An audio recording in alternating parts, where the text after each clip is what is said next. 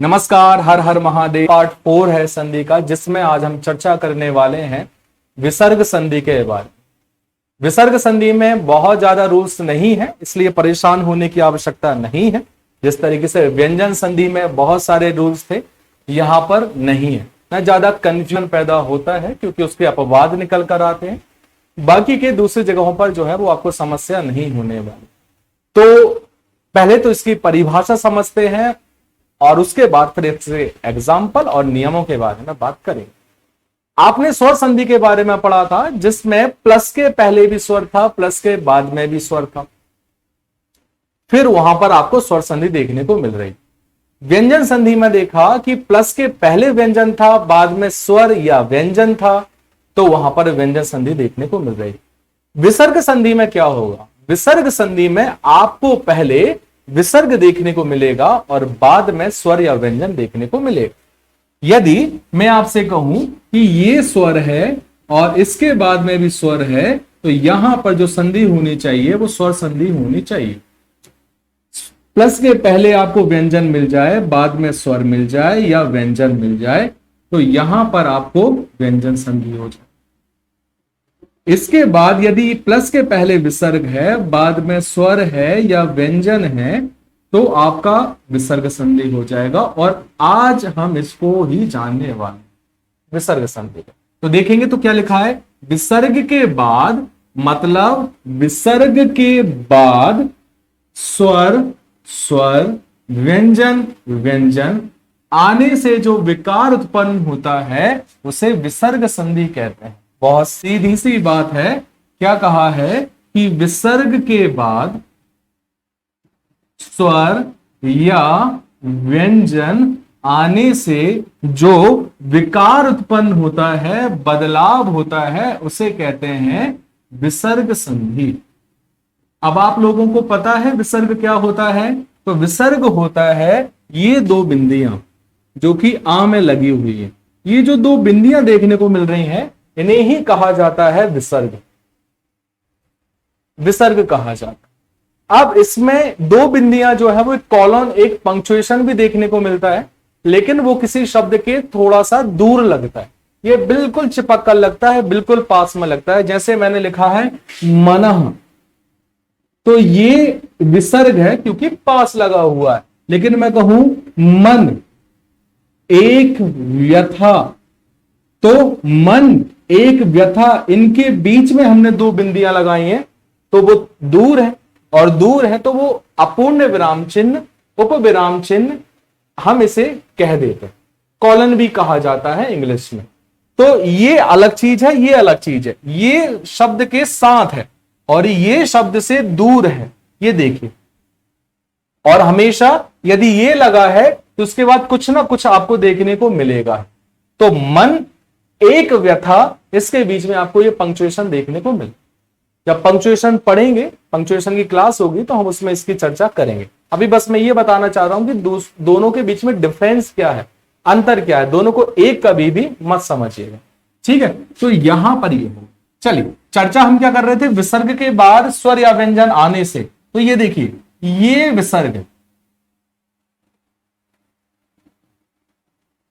ठीक है, ये आपको विसर्ग मिल गया। ये देखिए, किसमें विसर्ग लगा है? ना में विसर्ग लगा हो।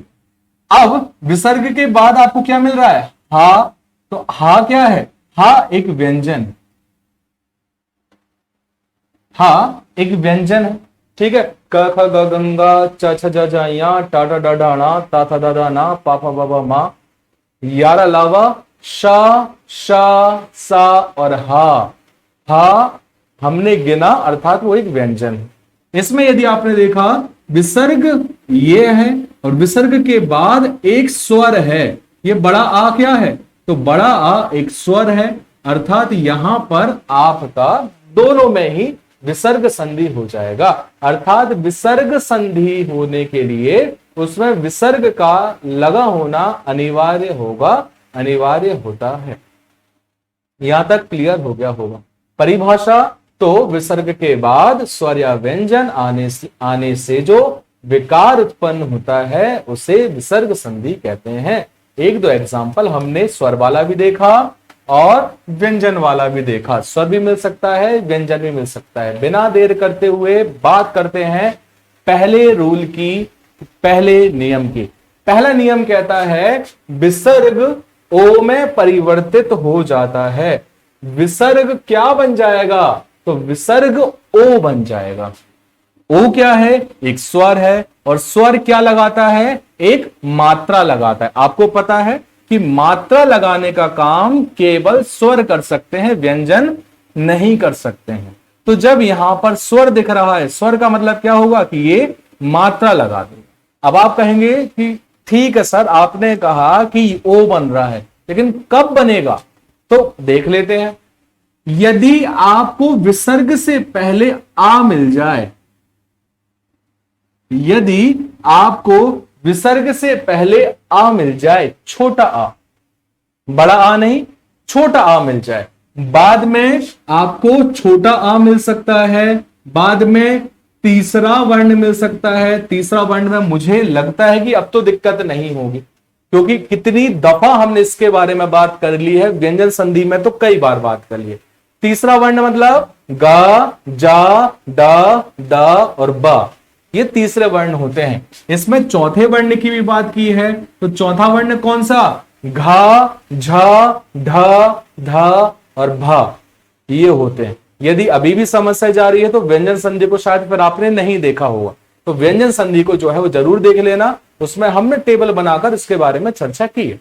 इसके बाद पांचवा वर्ण, पांचवा वर्ण में कौन सा? ना और मा हो तो ग, या और णा भी हो सकते हैं। अब आप कहेंगे सर ये भी तो पांचवा है, लेकिन इनसे किसी शब्द की शुरुआत नहीं होती, तो इन्हें रखने की आवश्यकता नहीं है। ना या मा रख लीजिए, काम हो जाएगा। इसके बाद अंतस्थ, अंतस्थ के बारे में भी बताया था। या, रा, ला, व, या यज्ञ का, रा रस्सी का, ला लोमड़ी का, वा वजन का। ठीक है ये। और इसके बाद एक चीज और लिखी इन्होंने, हा, हा भी आपको मिलना चाहिए। तो आपको विसर्ग से पहले आ मिल जाए, छोड़ रहा आ, बाद में आ, तीसरा वर्ण, चौथा वर्ण, ना या मा, अंतस्थ व्यंजन या हा मिल जाए, तो ये जो विसर्ग है ना बच्चा, ये विसर्ग जो है वो आपका, सॉरी गलत जगह पहुंच गया, ये विसर्ग जो है वो किसमें बदल जाएगा? ओ में बदल जाए। ठीक है, गाड़ी आपको ले जानी कहीं और थी और कहीं और पहुंच रही थी। ठीक है, वापस अपन ने गाड़ी वापस वहीं लेकर, तो यहां पर ओ में परिवर्तित हो गया। ठीक है, अब ये विसर्ग ओ में परिवर्तित। एग्जाम्पल देखना चाहते हो? एग्जाम्पल देखो, इसको मैं पूरा हटा देता हूं। एग्जाम्पल देखो, जैसे लिखा हुआ है मनः धन हर। अब इस शब्द को अच्छे से जब आप देखोगे तो आपको मिलेगा मनः धन हर, विसर्ग से पहले इस नाम में आपको कौन सा स्वर मिल रहा है? वो मिल रहा है आ। कौन सा स्वर मिल रहा है? आ मिल रहा है। बाद में आपने देखा तो बाद में आपको मिल रहा है हा। तो विसर्ग से पहले क्या आपको आ चाहिए था? तो हां, बिल्कुल हमें चाहिए था। क्या बाद में हा चाहिए था? तो बिल्कुल चाहिए था। पहले भी आ चाहिए था, बाद में हा चाहिए था। यदि ये दोनों आपके हो गए तो इसमें ये नियम लग जाएगा, और जब नियम लगेगा तो विसर्ग को ओ में बदलेंगे। जब आप विसर्ग को ओ में बदलेंगे तो मन का क्या हो जाएगा? मनो हो जाएगा। मन का क्या हो जाएगा? मनो। हर का लिख दीजिए, हर। शब्द क्या बन गया? मनोहर बन। शब्द क्या बन गया? मनोहर बन गया। और एग्जाम्पल देखने हैं, जैसे लिखा है यशः धनदा। शब्द क्या लिखा है? यशः धनदा। विसर्ग से पहले देखिए शा है, और शा में क्या लगा हुआ है बच्चा? वो लगा हुआ है आ। शा में आ लगा हुआ है। बाद में आप देखिए, बाद में आपको मिला दा, तो देखिए ता, था, दा, मतलब तीसरा वर्ण। क्या तीसरा वर्ण चाहिए? हां भैया, तीसरा वर्ण चाहिए। तो तीसरा वर्ण होगा तो प्लस के पहले आ मिल गया, प्लस के पहले दा मिल गया, मतलब तीसरा वर्ण मिल गया। तो यश का हो जाएगा यशो। यश का हो जाएगा यशो। दा का दा। शब्द क्या बन गया? यश का यशोदा। ठीक है, तो इस तरीके से आप किसी भी शब्द को बना सकते हैं। और यदि आप देखें और एग्जाम्पल, तो जैसे लिखा हुआ है तपः धन भूमि। आप कहेंगे सर तपः भूमि में कैसे बनेगा? तो तपः भूमि में विसर्ग से पहले देखिए आ लगा हुआ है, विसर्ग के बाद देखिए भा लगा हुआ है। तो भा कौन सा वर्ण है? प फ बा भा, चौथा वर्ण है। तो चौथा वर्ण चाहिए था। हाँ भाई, चौथा वर्ण यदि होगा तो भी चलेगा।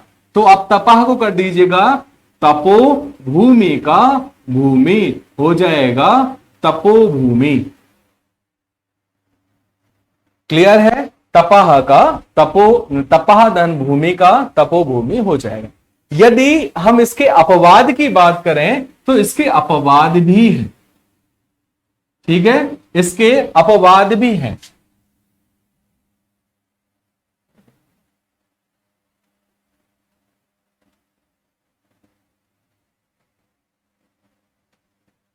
ठीक,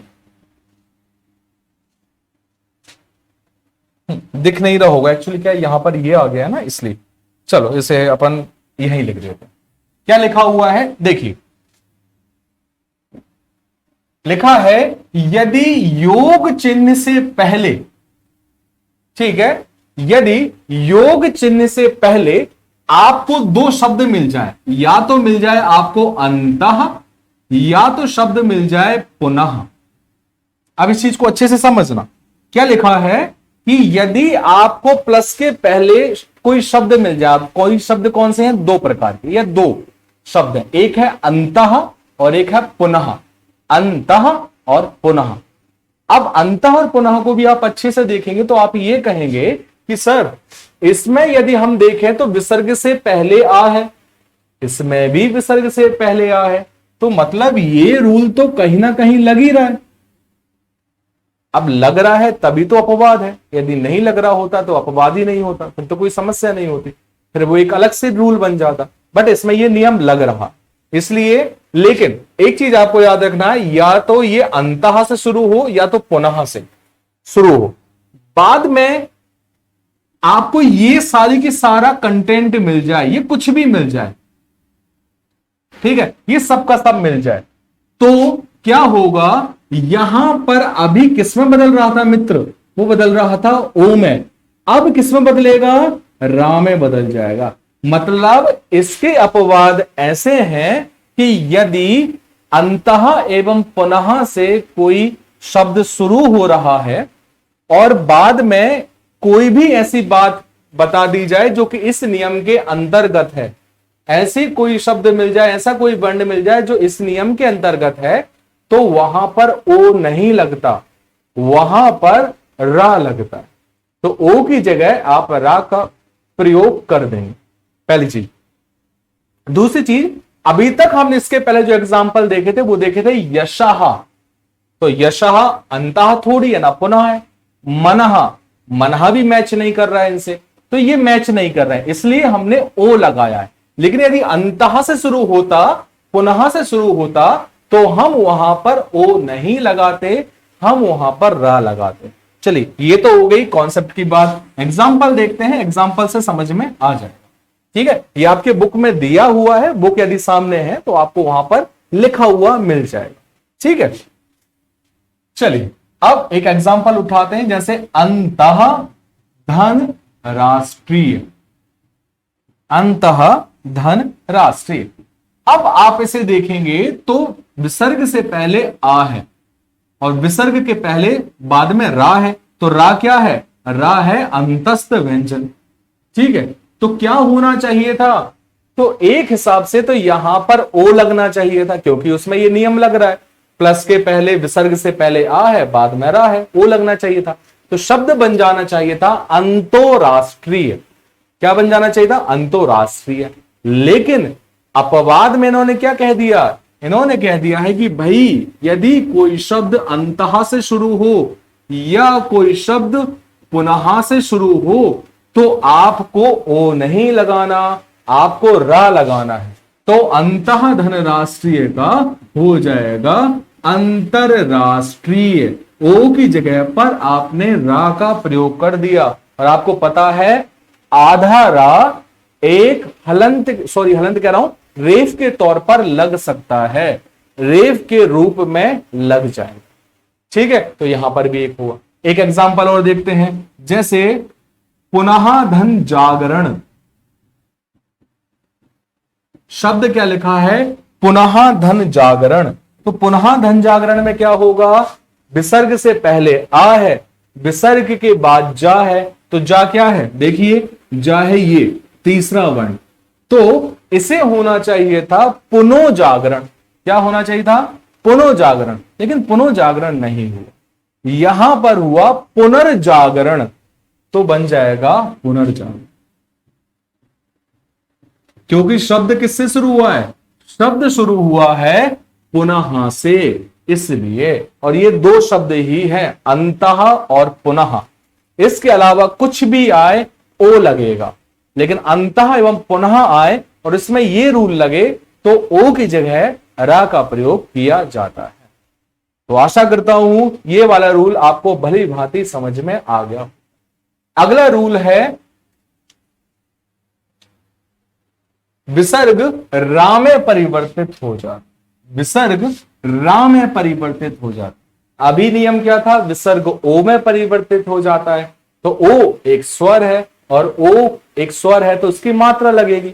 रा तो एक व्यंजन है, और व्यंजन हमेशा कैसा होता है, व्यंजन हमेशा आधा होता है, इसलिए मित्र यहां पर आपको हलंत देखने को मिल रहा है। कोई भी व्यंजन हो आपको आधा मिलेगा। ठीक है, चलिए देख लेते हैं कब ऐसा होगा, जब विसर्ग से पहले आ और आ को छोड़कर कोई भी स्वर हो, अर्थात इस रूल की किससे दुश्मनी है, छोटे आ से और बड़े आ से, बाकी किसी से कोई दुश्मनी नहीं। ठीक है, बाकी इन्होंने कहा है भाई प्लस के पहले छोटा ई चल जाएगा, बड़ा ई चल जाएगा, छोटा ऊ चल जाएगा, बड़ा ऊ चल जाएगा, जो लगाना है लगाओ, छोटा आ और बड़ा आ नहीं होना चाहिए। ठीक है, अब बाद में क्या कहा है, बाद में छोटा आ को छोड़कर कोई भी स्वर चलेगा, छोटा आ नहीं होना चाहिए प्लस के बाद, उसके बाद बड़ा आ हो, कुछ भी हो चल जाएगा, लेकिन छोटा आ नहीं होना चाहिए। ठीक है, इसका भी कई एक आध दो अपवाद मिल जाते हैं, बट रूल ये कहता है कि छोटा आ को छोड़कर कोई भी स्वर नहीं मिलना चाहिए। तीसरा वर्ण मिल सकता है, चौथा वर्ण मिल सकता है, पांचवा वर्ण मिल सकता है, अंतस्थ व्यंजन मिल सकता है। तो क्या क्या मिलना चाहिए, छोटे आ को छोड़कर सभी स्वर मिल सकते हैं, तीसरा वर्ण मतलब ग ज ड द और बा मिल सकता है, चौथा वर्ण मतलब घ झ ढ द और भा मिल सकता है, आपको पंचम वर्ण मिल सकता है जिसमें ना या मा आपको देखने को मिलेगा, और या अंतस्थ व्यंजन या रा लावा मिल सकता है। यदि ऐसा कुछ हुआ तो इस विसर्ग को आप बदल देंगे रा में। किसमें बदल देंगे, रा। रा आधा है, इसलिए ये कभी रेफ के रूप में लगेगा और कभी पूर्ण रूप में भी लगेगा। अब आप कहेंगे सर पूर्ण रूप में कैसे लग सकता है, ये तो व्यंजन है। तो भाई आप देखिए ना, यहां स्वर भी तो मिल रहा है, छोटे आ को छोड़कर सभी स्वर मिल रहा है। दिखाता हूं, जैसे लिखा हुआ था निधन आशा, इसे आप देखिए कि विसर्ग से पहले आपको क्या देखने को मिल रहा है, विसर्ग से पहले छोटा ई देखने को मिल रहा है। अब आप कहेंगे सर ये काम करेगा, तो बिल्कुल काम करेगा, क्योंकि हमें छोटा आ और बड़ा आ नहीं चाहिए था। हमारी जो है वो दुश्मनी किन से थी, इनसे थी, छोटा ई से थोड़ी है।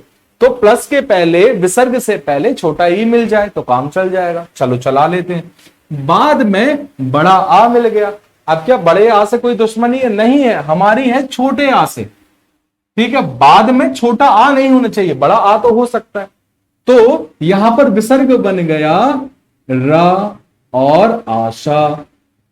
अब आपको पता है ये व्यंजन है, ये स्वर है, व्यंजन में हलंत लगा है, तो ये रा और आ मिलेंगे, रा और शा का शा, शब्द बन गया निराशा।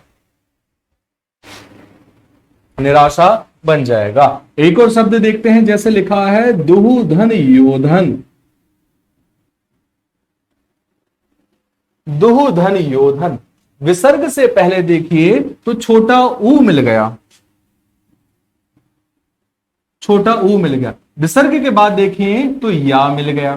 तो विसर्ग से पहले छोटा ऊ चलेगा, चलेगा, क्योंकि आ और आ नहीं चाहिए। बाद में या चलेगा तो बाद में या भी चलेगा। देखिए अंतस्थ व्यंजन आपको मिल रहा है, तो यहां पर क्या हो जाएगा, विसर्ग बन जाएगा रा। और रा किसी जब स्वर से नहीं मिल रहा है बच्चा, तो वो क्या बन जाएगा, रेफ के रूप में लग जाएगा और शब्द बन जाएगा दुर्योधन। एक और विशेष नेता के बारे में बात करते हैं, जो पहले कांग्रेस में थे, बाद में बीजेपी में आ गए। ठीक है, बनाते हैं उनका शब्द कैसे बनता है। ठीक है, जैसे ज्योति धन आदित्य, शायद अब आप नाम जो है वो समझ गए होंगे मैं किसके बारे में बात कर रहा हूं। ज्योति धन आदित्य, विसर्ग से पहले देखिए आपको मिल रहा है बच्चा ई, ये देखिए ई मिल रहा है, और विसर्ग के बाद मिल रहा है आपको आ, बड़ा आ। जब पहले ई मिल रहा है बाद में आ मिल रहा है, क्या रूल काम करेगा, बिल्कुल काम करेगा। यहां पर ई चाहिए, आ और आ तो नहीं चाहिए, काम करेगा। आ को छोड़कर कोई भी स्वर चलेगा, बड़ा आ चलेगा। तो यहां पर हो जाएगा ज्योति रा आदित्य। अब ये रा और आ आपस में जुड़ सकता है, तो जुड़ सकता है, हो जाएगा ज्योतिरादित्य।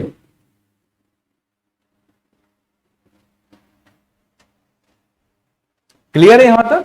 तो इस तरीके से यहां पर शब्द बनाए जा सकते हैं। जितने भी एग्जाम्पल्स हो, जितने भी उदाहरण हो, उनको जो है वो देखते जाइएगा, सॉल्व करते जाइए। अगला जो है वो है आपका नियम नंबर 3, विसर्ग शा में परिवर्तित हो जाए। विसर्ग शा में परिवर्तित हो जाता है, और ये शा कौन सा है, ये शा है सलजम वाला।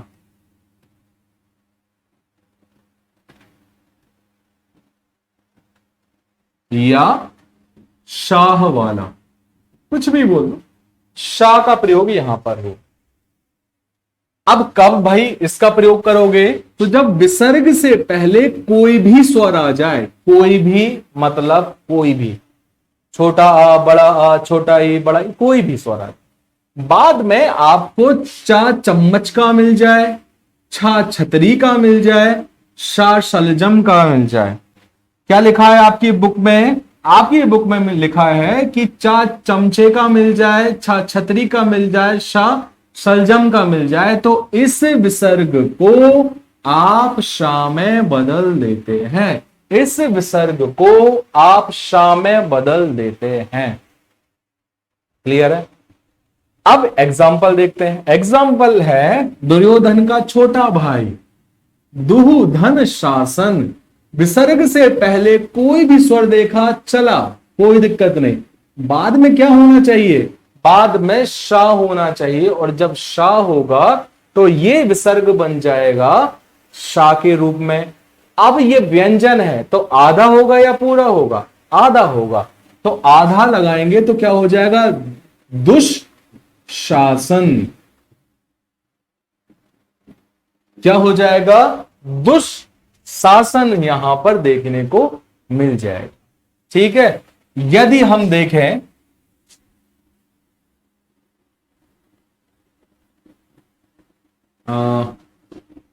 कोई भी स्वर च छ और शा होना चाहिए। चलिए ये देख लेते हैं। निधन छल, विसर्ग से पहले कोई भी स्वर है, विसर्ग के बाद छा है, तो ये विसर्ग बनेगा शा में, तो हो जाएगा निश्चल। निश्चल भी हो जाएगा, निश्चय भी हो जाएगा, कुछ भी हो सकता। ठीक है। एग्जाम्पल जो है वो भी आप देखते हुए आगे बढ़े। अगला नियम है वो है, ये विसर्ग को शा बनाता है, षटकोण वाला शा। ठीक है, षटकोण वाला शा बनाता है। कब बनाएगा भाई, जब विसर्ग से पहले आपको छोटा ई मिल जाए या छोटा ऊ मिल जाए, या तो छोटा ई या तो छोटा ऊ मिल जाए, बाद में बच्चा आपको का मिल जाए, खा मिल जाए, टा मिल जाए, ठा मिल जाए, पा मिल जाए, फा मिल जाए। आपको का मिल जाए, खा मिल जाए, टा मिल जाए, ठा मिल जाए, पा मिल जाए, फा मिल जाए। इनमें से कोई एक भी वर्ण आपको प्लस के बाद मिल जाए तो ये विसर्ग जो है वो शा में बदल जाता है, शा में बदल जाता है। ठीक है, एक प्रश्न इससे पूछा गया था, शायद 2016 या 17 में होगा, मुझे ध्यान नहीं आ रहा है, विस्मरण हो रहा है। धनु धन टंकार, धनु धन टंकार। धनु का मतलब होता है धनुष और टंकार का मतलब होता है गर्जना। तो जो धनुष, खाली धनुष की जो टंकार गर्जना होती है उसे धनुष टंकार कहते हैं। लेकिन धनु टंकार का धनुष टंकार कैसे बना, चलिए देख लेते हैं। विसर्ग से पहले यहां पर आपको देखने को मिला ऊ, क्या देखने को मिला, ऊ। बाद में देखने को मिला टा। तो आपने पहले देखा ऊ, बाद में देखा टा, तो आपने इस विसर्ग को किस में बदल दिया, शा में बदल दिया और शब्द बन गया धनुष टंकार। शब्द क्या बन गया बच्चा, धनुष टंकार बन गया। ठीक है, तो इस तरीके से यहां पर हो सकता है। इसका एक अपवाद शब्द है, अब बुक में लिखा है या नहीं लिखा है, यदि नहीं लिखा है तो लिख लेना। इसका एक अपवाद वाला शब्द है दुहु धन खा, दुहु धन खा। लेकिन दुहु धन खा दुख ही होता है, दुष्क नहीं होता। ठीक है, विसर्ग से पहले आप कहेंगे सर ऊ है, विसर्ग के बाद खा है, तो पहले ऊ है बाद में खा है, तो इसको हो जाना चाहिए था दुष्क, बट दुष्क नहीं होगा, दुख ही रहेगा। तो ये अपवाद वाला शब्द है, लिखना है तो लिख लेना, आपके उसमें जो भी। ठीक है, तो ये हो गया। तो विसर्ग ओ में बदला, विसर्ग रा में बदला, विसर्ग शा में बदला, विसर्ग शा में बदला, एक और सा बच रहा है, उसके बारे में भी चर्चा कर लेते हैं। विसर्ग का लोप विसर्ग से पहले नहीं, ये वाला विसर्ग सा में परिवर्तित हो जाता है। सा में परिवर्तित कब होगा, जब विसर्ग से पहले स्वर मिल जाएगा और विसर्ग के बाद ता मिल जाएगा या तो सा मिल जाएगा। विसर्ग से पहले आपको कोई भी स्वर मिले चलेगा नहीं, दौड़ेगा। और विसर्ग के बाद हमें आपको ता मिल जाए या सा मिल जाए, तो विसर्ग यहां पर, सॉरी, ये विसर्ग सा में बदल जाएगा। जैसे नमः धन ते, क्या लिखा बच्चा, नमः धन ते। तो देखिए यहां विसर्ग से पहले आ लगा हुआ, विसर्ग से पहले आ लगा, बाद में देखेंगे ता लगा हुआ।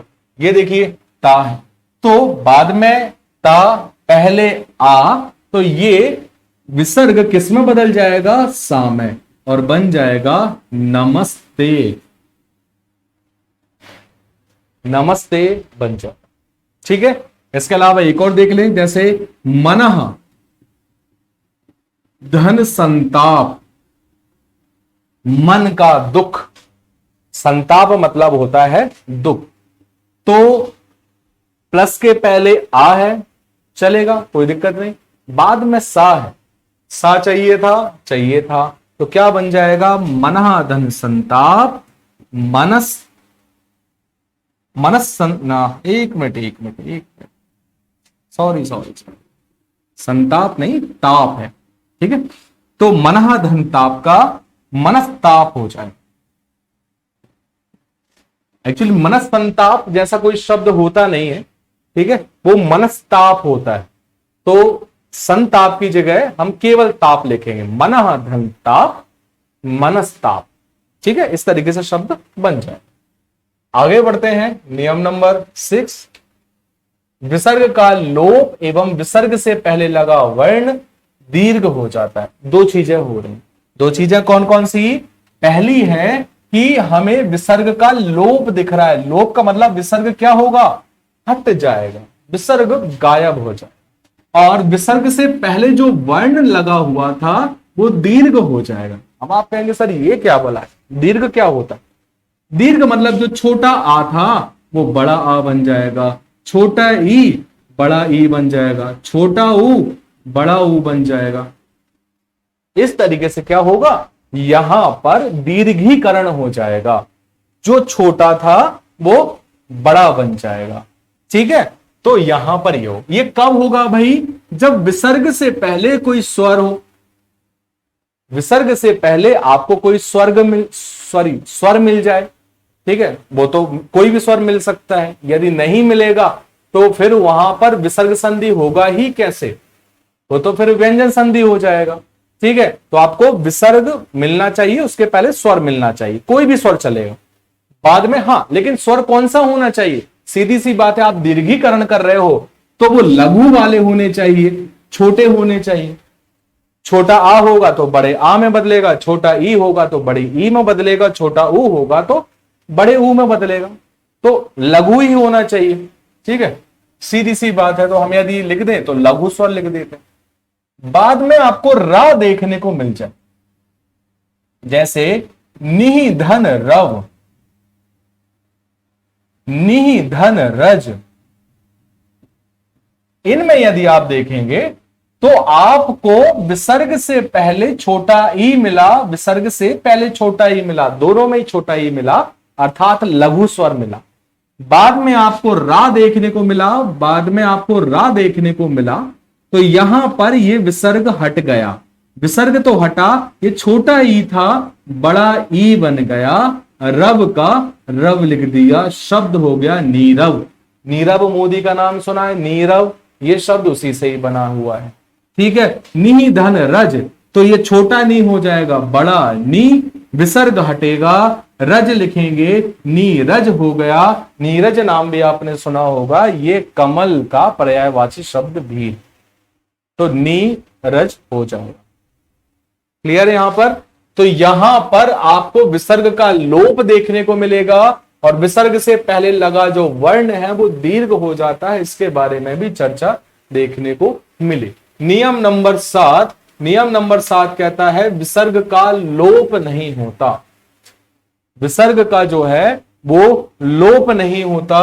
कैसे? विसर्ग से पहले आपको आ मिल जाए और विसर्ग के बाद आपको का या पा मिल जाए तो विसर्ग गायब नहीं होता, ज्यों का त्यों लगा रहेगा। विसर्ग से पहले आपको आ मिल जाए और विसर्ग के बाद का या पा मिल जाए तो वहां पर क्या हो जाएगा, विसर्ग का अलोप हो जाएगा, मतलब विसर्ग गायब ही नहीं होगा। जैसे लिखा है प्रातः धन काल, जैसे लिखा हुआ है प्रातः धन काल, तो प्रातः धन काल का क्या हो जाएगा, प्रातः काल ही रहेगा। ठीक है, इसमें कोई परिवर्तन होना नहीं है। तो विसर्ग से पहले आपने देखा आ और विसर्ग के बाद आपने देखा का, विसर्ग से पहले आ बाद में आपने देखा का, तो हो जाएगा प्रातः धन काल का प्रातः का। इसके बाद लिखा हुआ है अंतः धन करण या अंतः धन पुर।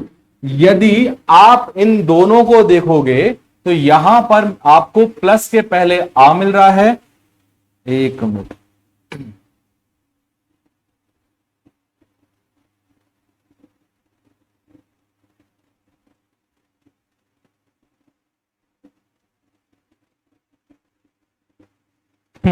तो आपको इसके पहले आ मिल रहा है, बाद में का मिल रहा है, तो ये का क्या करेगा कि इसके अंदर का विसर्ग हटने नहीं देगा, तो हो जाएगा अंतः धन करण का अंतः करण।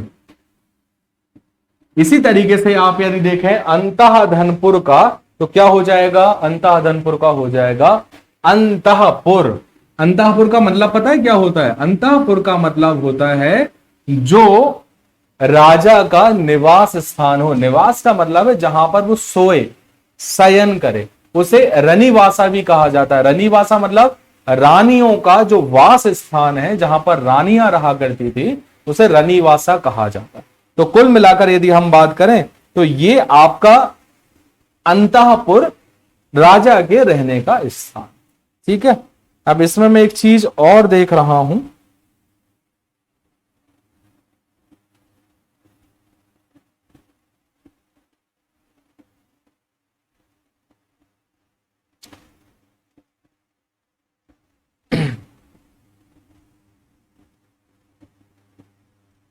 क्योंकि इसमें एक नियम और रह रहा है, तो मैं सोच रहा हूं कि उसकी भी बात लगे हाथ जो है वो कर ही लेते हैं, शायद आपकी बुक में भी नहीं होगा।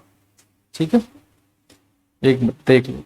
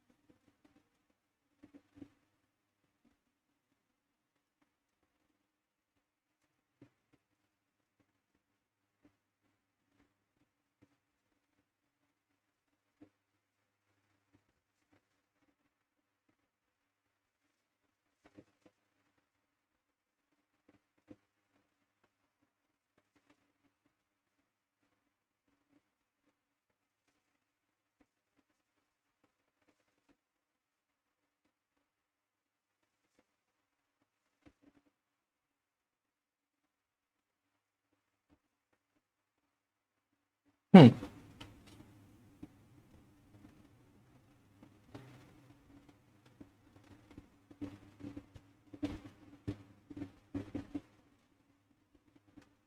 ठीक है, जैसे इसमें एक है आ, विसर्ग से पहले, नियम नंबर 8 में ही लिखेंगे हम। नियम नंबर 8 में जब विसर्ग से पहले, जब विसर्ग से पहले आपको आ या आ मिल जाए, समझना, जब विसर्ग से पहले आपको आ या आ मिल जाए। एक्चुअली क्या, अभी मुझे याद आया कि ये वाला नियम भी जो है वो आवश्यक हो सकता है, पूछा जा सकता है, तो इसमें ही ऐड करके लिख दे रहे हैं।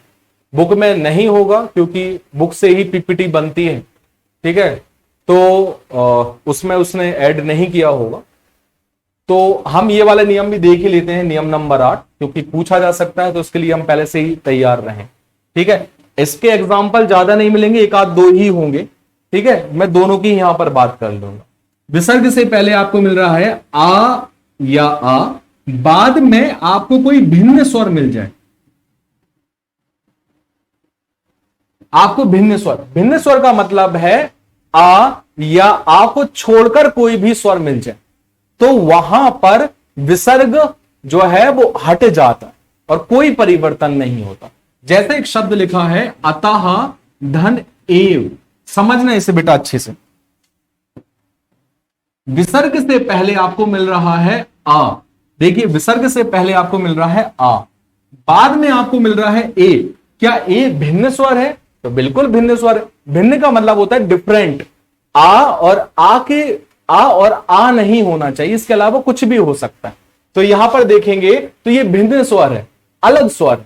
तो यहां पर क्या होगा, ये आपका विसर्ग हट जाएगा और शब्द बन जाएगा अतः धन एव का अत एव, अतः धन एव का अत एव। इसी तरीके से एक शब्द और बनता है ततः धन एव, ततः धन एव। ततः धन एव प्लस के पहले आ प्लस के बाद ए, तो शब्द बन गया तत एव,